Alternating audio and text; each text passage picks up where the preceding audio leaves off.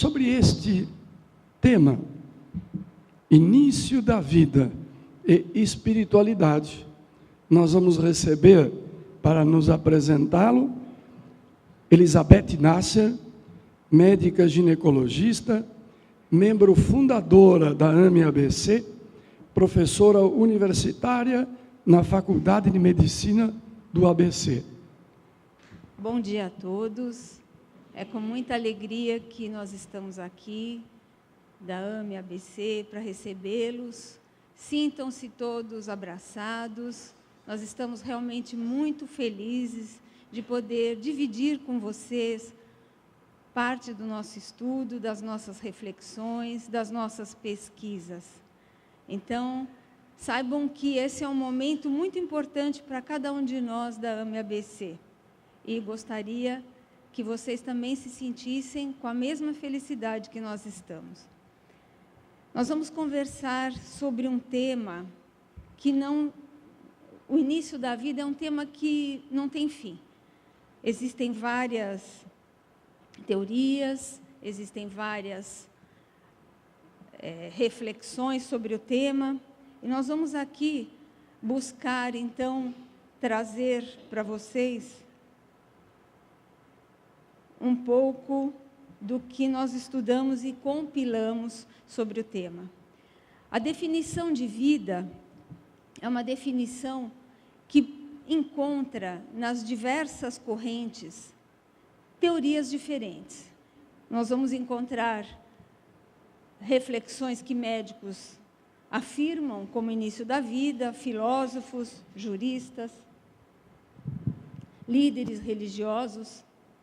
E para nós espíritas, todos temos a tranquilidade e a consciência disso, que o início da vida do ser humano, como instrumento de evolução do espírito, começa na concepção. Então, por que vamos questionar o início da vida? O que nos leva a questionar o início da vida? Um pouquinho de história. No início do século XVI, quando ainda foi inventado o microscópio, não se conhecia as células germinativas. E Zacarias Cansen foi quem inventou o microscópio.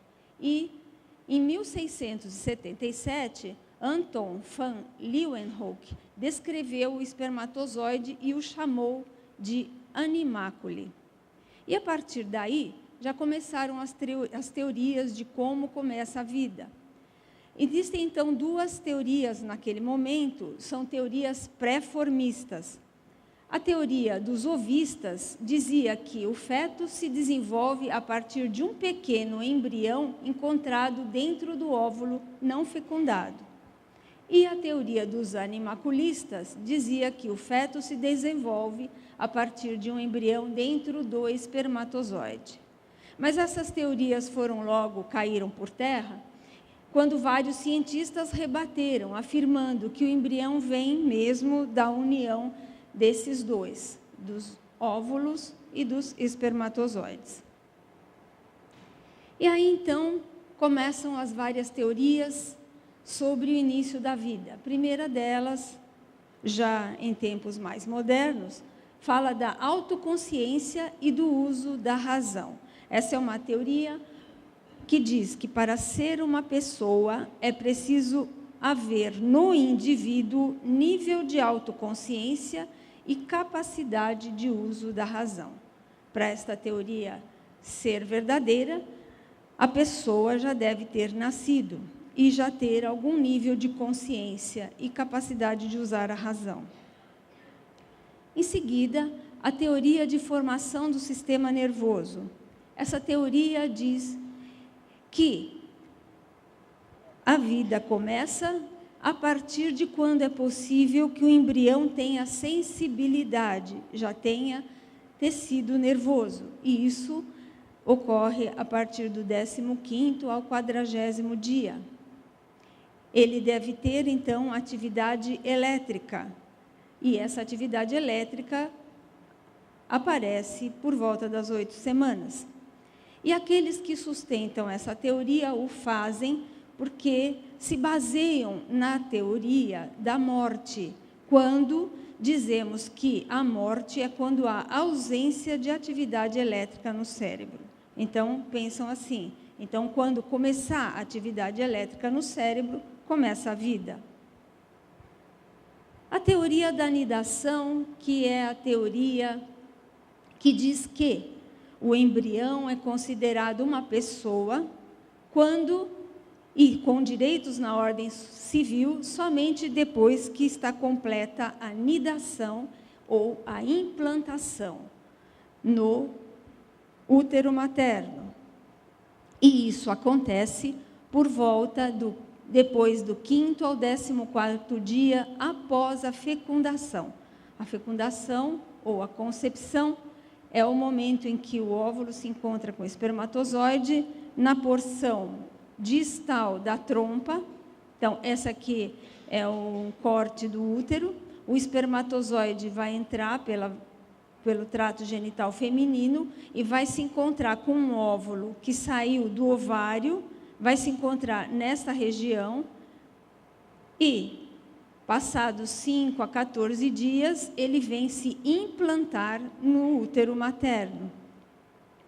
E isso é uma teoria muito aceita pela Organização Mundial de Saúde e, em consequência disso, aceita pela maioria das confederações de medicina. Vários países assim aceitam. E aqueles que justificam essa teoria o dizem por afirmar, então, que antes de que haja a implantação ou anidação, o ser é único, ele não tem unidade, ele ainda poderá se dividir em dois e dar origem a duas pessoas. Que antes disso, antes dessa implantação, eles dizem que não há relação da gestante com o gestado. Então, esse intercâmbio com a mãe ainda não existe.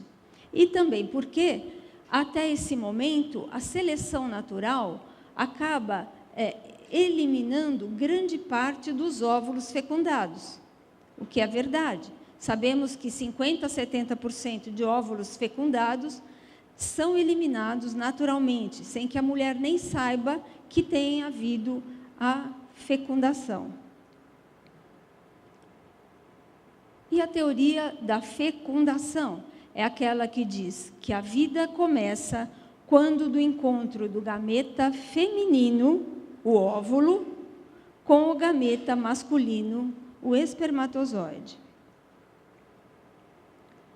E como fica, então, o início da vida para a embriologia, para a biologia e para a genética? Karl Ernst von Baer, cientista russo, médico naturalista,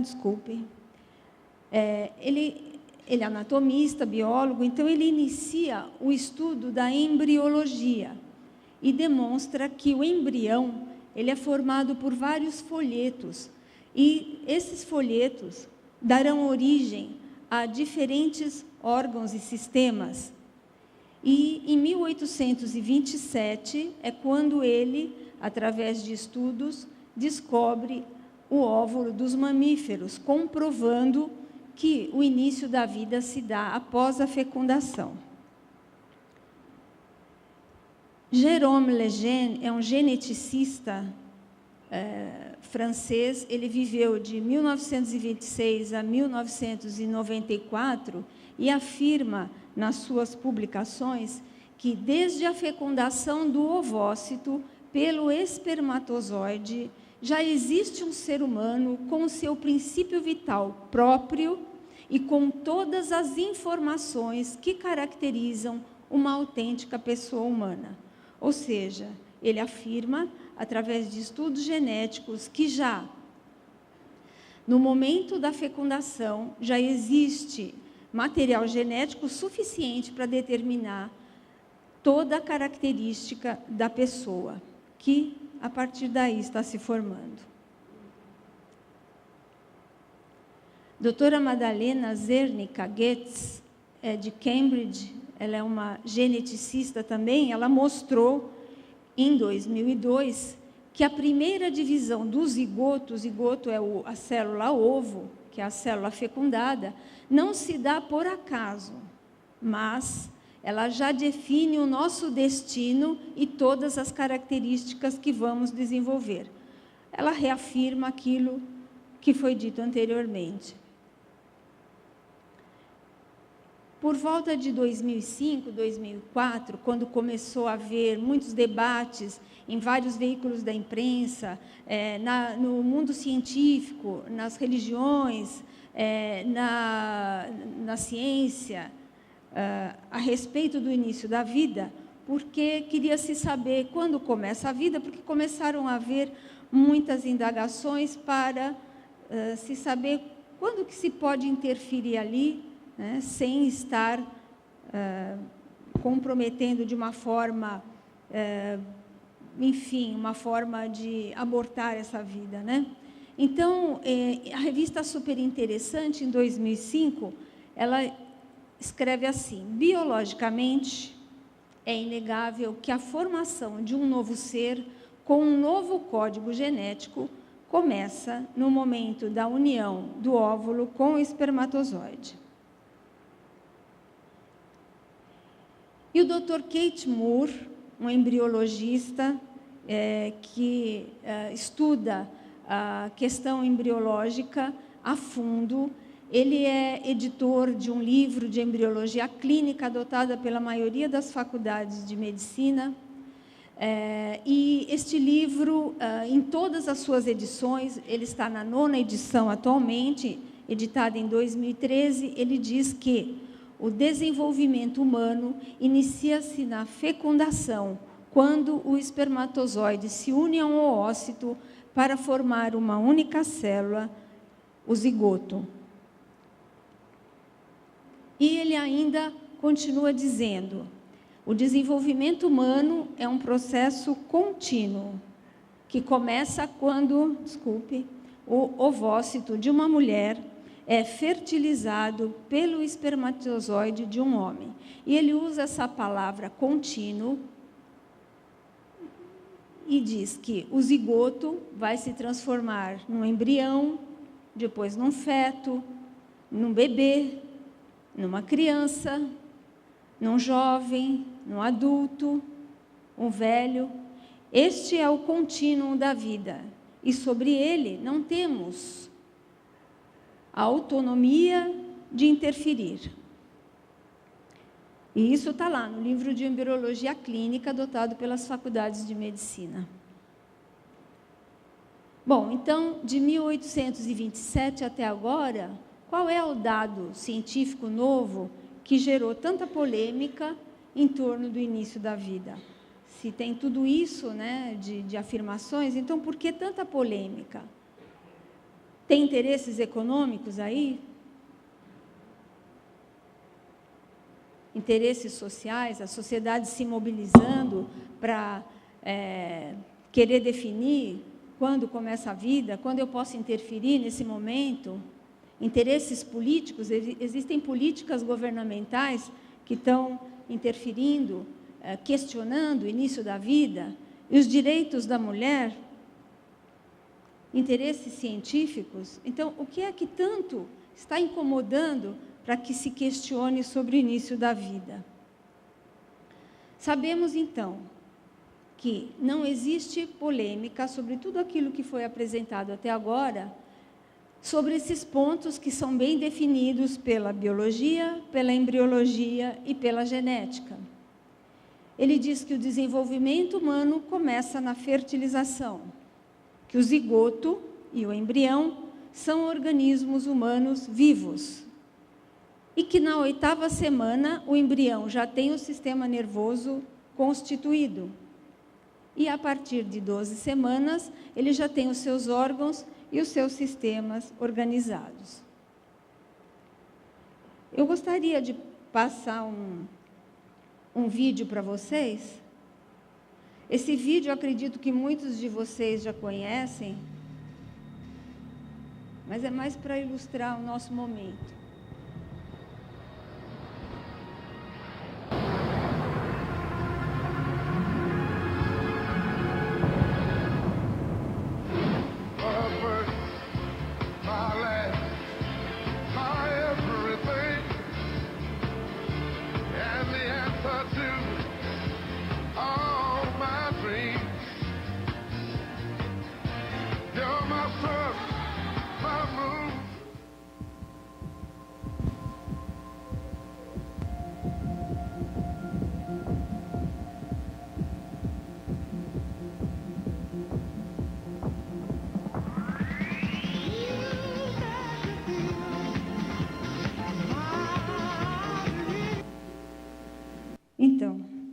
Legal, né? Eu sei que bastante gente já conhece isso daí, mas eu acho que eu coloquei esse vídeo para fazer a seguinte pergunta: será que eu sou o resultado do melhor óvulo da minha mãe com o melhor espermatozoide do meu pai?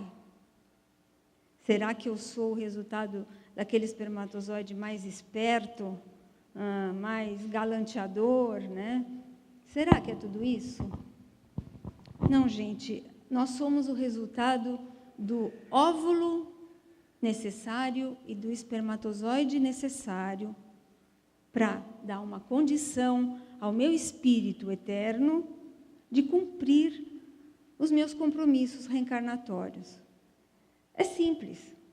Não tem essa coisa de escolher o melhor óvulo, escolher o melhor espermatozoide, fazer uma seleção. E eu, quando estava vendo isso aí, preparando, eu me lembrei de uma coisa que aconteceu comigo. Quando a minha filha era pequena, ela via sempre o papai e a mamãe sair para fazer um bebê nascer, para tirar um bebê da barriga da mãe. E aí ela se perguntava, como é, como que não é, né? Como nascem os bebês? E a gente, né? E um dia, ela perguntando assim, e como que o bebê entra na barriga da mamãe, né? Aí nós procuramos aquele livro, Quando Começa a Vida, de onde vêm os bebês, né? De onde vêm os bebês. E aí deixamos lá e um dia ela estava só nós três, a irmãzinha dormindo, aí pegamos o livro e começamos a mostrar, olha, a plantinha, com a plantinha é assim, com a galinha é assim, com o cachorrinho é assim. E aí a irmãzinha acordou, começou a chamar, e aí ela fechou o livro e fez... Eu falei, o que é isso? Será que ela está entendendo? Né? Aí passou, pegamos a irmã, ficamos brincando. Aí ela foi comigo até a cozinha, subiu num banquinho para pegar água no filtro, virou para mim e falou assim, mãe, comigo também foi assim? Eu falei, foi, filha. E aí ela me abraçou e foi muito bonito. Mas é simples, é assim, né?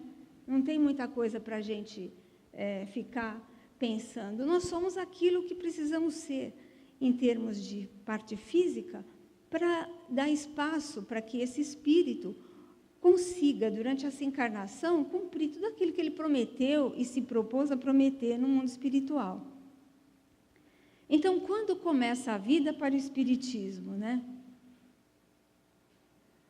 Kardec pergunta aos espíritos, no Livro dos Espíritos, questão 344, em que momento o espírito se une ao corpo? E os espíritos respondem, a união começa na concepção. Desde o momento da concepção, o espírito designado para habitar tal corpo, a ele se liga por um laço fluídico, que vai se apertando cada vez mais até que a criança nasça. Então, é uma ligação por um laço fluídico, tênue ainda, já no momento, desde o momento da concepção. E na questão 136, diz lá que antes do nascimento, não há ainda a união definitiva entre a alma e o corpo. Isso vai acontecer no momento do nascimento. Aí sim, esse corpinho já está com o espírito junto dele, totalmente. A questão 353 do Livro dos Espíritos diz assim, uma vez que a união do espírito com o corpo físico apenas acontece de forma definitiva após o nascimento, pode-se dizer que o feto possui uma alma? E a resposta é clara. O espírito que vai animar o corpo existe, mas está, de certo modo, fora dele. Sendo assim, o feto não tem propriamente uma alma, visto que a encarnação ainda não se consumou. Entretanto, ele acha-se ligado ao espírito que irá animá-lo. Então, isso cada vez reafirmando mais. desde a concepção, existe a ligação com o espírito. Essa ligação, ela é uma ligação fluídica que vai se aproximando cada vez mais para terminar na ocasião do nascimento. E como se explica a vida intrauterina? Se o espírito está parcialmente ali, ela é muito semelhante à da planta que vegeta. A criança vive a vida animal. O homem tem em si a vida animal e a vida vegetal, que se completam após o seu nascimento com a vida espiritual. Intraútero, então, não existe ainda uma vida espiritual plena, porque ele precisa apenas da vida vegetal e da vida animal. Dentro do útero, ele ainda não precisa tomar suas decisões, fazer as suas escolhas, ele não tem a autonomia, ele está ali e lá ele precisa apenas de vida. E isso, a vida vegetal e a vida animal são competentes para isso. Então, a união da célula feminina com a masculina, ela dá origem ao zigoto. E ele vai se dividindo, e a partir de quando ele já está se dividindo, ele já vai incorporando modificações genéticas que são impostas ao perispírito, para que ele possa cumprir tudo aquilo que aquele espírito necessita. Durante as primeiras divisões celulares, temos então as influências do perispírito. Então, sobre a questão do início da vida para o espiritismo, nós podemos concluir, sem dúvida, sem nenhuma preocupação maior, a vida começa na fecundação. O espírito se liga ao corpo na fecundação por uma ligação tênue. Ele tem um laço de ligação com o concepto e esse laço vai se estreitando até o nascimento. E a encarnação se completa no nascimento. Nós vamos tecer alguns comentários sobre a questão do aborto na visão médico-espírita. Tá? Vamos conceituar o aborto, que é a interrupção da gravidez, por causas naturais ou não, quando o tempo de gestação ainda é insuficiente para que se viabilize a vida do feto em ambiente extrauterino. Atualmente, o conceito de aborto é os fetos abaixo de 450 gramas e com aproximadamente 18 semanas de gestação. Então, a ciência entende que abaixo de 450 gramas, abaixo de 18 semanas, não há condição de vida fora do útero e são considerados, por definição, aborto.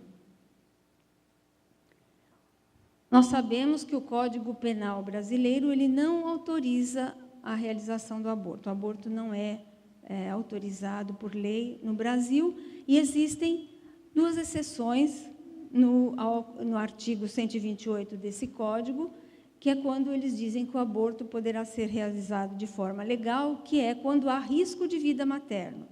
O risco de vida materno são condições específicas que são definidas a partir de uma junta médica, quando, se a mulher prosseguir nessa gestação, ela corre o risco de morrer. Nesse caso, a espiritualidade também permite a realização do aborto. A segunda condição que o Código Penal coloca como exceção a crime de aborto é o estupro. Essa condição, o Código Penal também autoriza que seja feito o aborto terapêutico, o aborto legal, mas espiritualmente não há permissão para essa realização. E existe um terceiro ponto, que é sobre as doenças genéticas graves incompatíveis com a vida. Nessa condição, o Código Penal ainda não foi modificado, mas existe uma tolerância do Poder Judiciário para que haja essa interrupção das gestações em doenças incompatíveis com a vida. Então, o que seria essa tolerância, né? Como eu já tinha comentado, em mais ou menos 2004, começaram a haver vários questionamentos, começou a haver uma mobilização em várias esferas, tanto na parte social quanto na parte científica, por terem condição de detecção de doenças genéticas e incompatíveis com a vida. E em 2004, a Confederação Nacional dos Trabalhadores de Saúde propôs uma ação para que o Supremo Tribunal Federal julgasse a possibilidade, então, de realizar a interrupção, né, terapêutica da gestação de fetos anencéfalos. E, a partir de 2004, começaram a haver vários movimentos, tanto na parte médica, científica, religiosa, de líderes religiosos, sociais, enfim, e jurídicas, mas essa ação só foi julgada 8 anos após, né?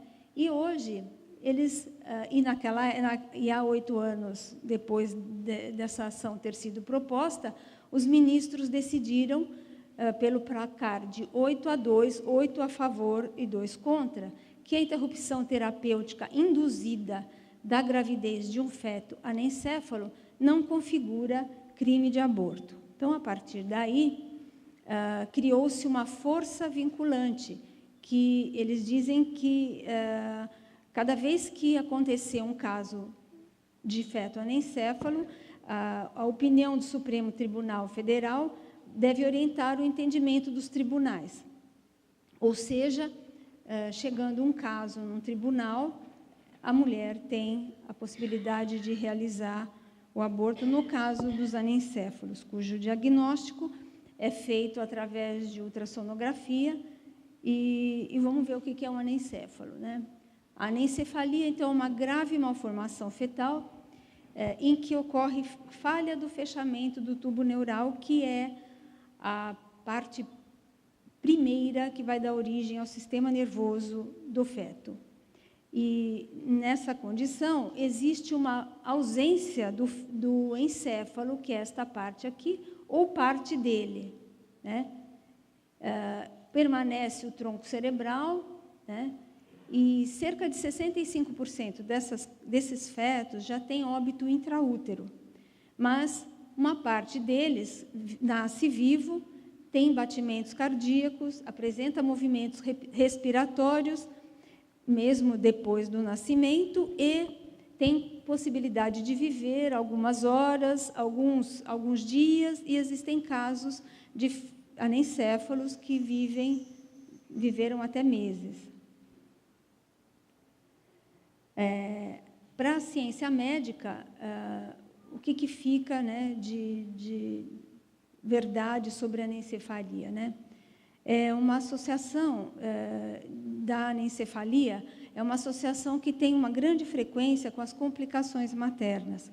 Então, a gente sabe que existe uma grande incidência de hipertensão, elas desenvolvem pressão alta, aumenta muito o líquido amniótico, isso pode levar a alterações de embolia. Tem uma série de complicações que, na verdade, acontecem com as mães que estão gestando esses fetos anencéfalos, mas que são detectáveis durante um atendimento de pré-natal, no caso da gestante ter optado por manter a gestação até o final. No Brasil, a incidência é variável. Aqui tem uma incidência média, mais ou menos de 1 para 1.000 nascidos vivos. Em alguns locais, essa incidência é maior, em outros, ela é melhor. Mas o que se sabe é que tem vários fatores associados à anencefalia.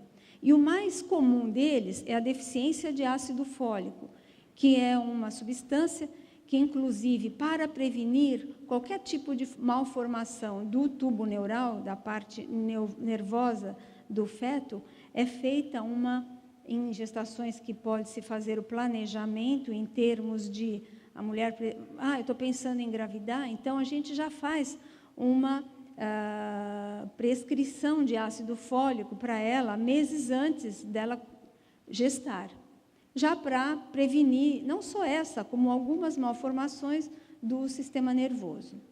Também existem a teoria relacional aos poluentes ambientais, sabemos que alguns poluentes podem interferir, e também algumas medicações que podem causar iatrogenia e levar a esse tipo de malformação, interrompendo, então, o desenvolvimento do sistema nervoso deste feto.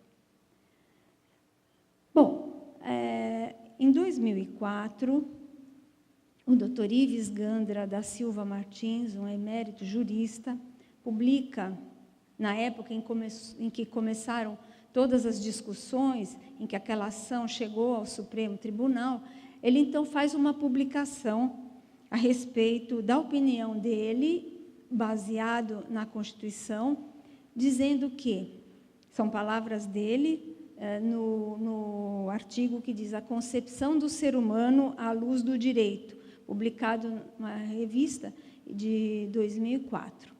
Ele diz que a Constituição brasileira garante o direito à vida. O Código Civil e o Pacto de San José da Costa Rica, que foi um pacto que o Brasil foi signatário, declara que a vida principia na concepção. À luz, portanto, do direito brasileiro, qualquer espécie de aborto é rigorosamente proibida. Esse pacto de San José aí também é um pacto que fala sobre os direitos humanos, né? Tem o apoio da Organização dos Estados Americanos, e esse pacto é claro nesse sentido. Ele continua dizendo, nesse artigo, que, ele diz assim, reza o artigo 2º do Código Civil, a personalidade civil do homem começa do nascimento com vida, mas a lei põe a salvo, desde a concepção, os direitos do nascituro. Nada seria tão ilógico, tão irracional e tão incoerente quanto dizer que todos os direitos do nascituro estão garantidos, menos o direito à vida. O argumento, por exemplo, de que o anencéfalo, palavras dele, pode ser abortado porque está condenado à morte, escancara o caminho para a eutanásia de todos os doentes terminais ou afetados por doenças incuráveis. Possibilita a cultura do eugenismo no melhor estilo do nacional-socialismo, que propugnava uma raça pura, eliminando os imperfeitos e os socialmente inconvenientes.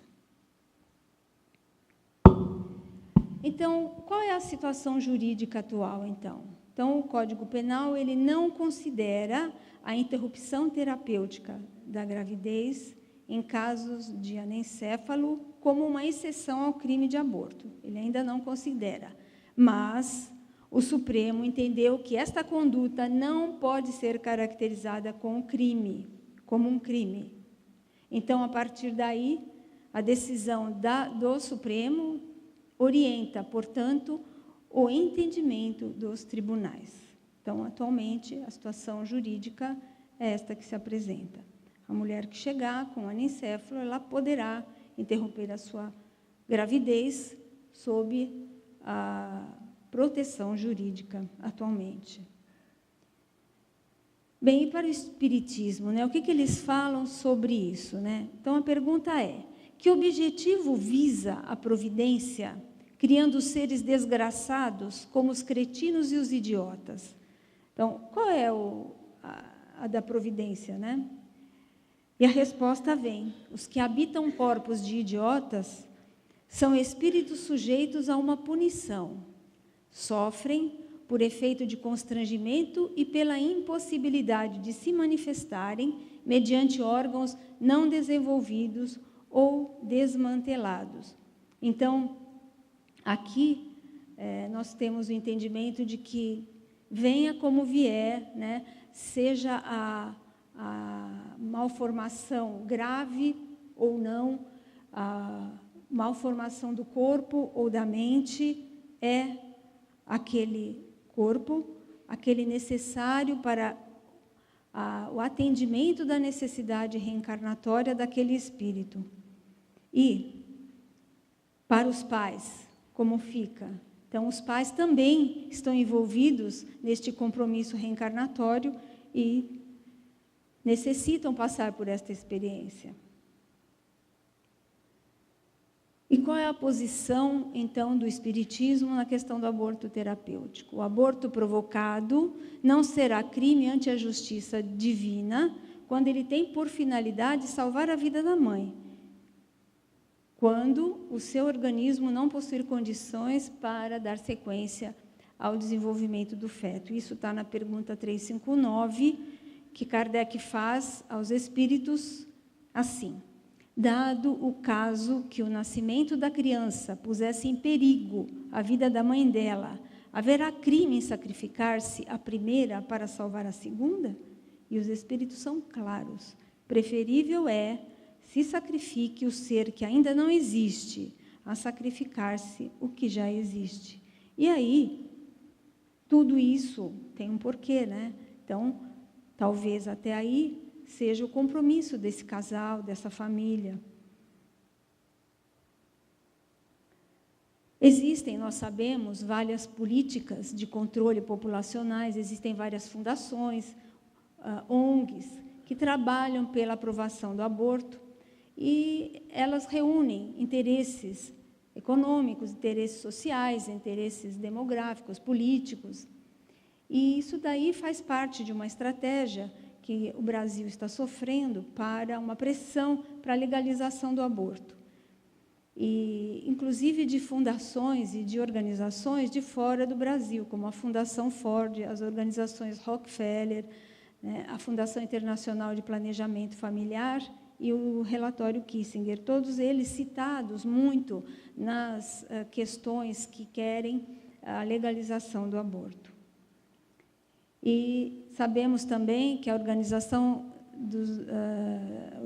das Nações Unidas, que criou a Organização Mundial de Saúde, que é o WHO, que é a Organização Mundial da Saúde, tem financiamentos para projetos demográficos, de controle populacional, de controle de natalidade e várias publicações sobre abortamento seguro. A Organização Mundial de Saúde, ela acredita, como eu disse, na teoria da vida, na origem da vida a partir da implantação.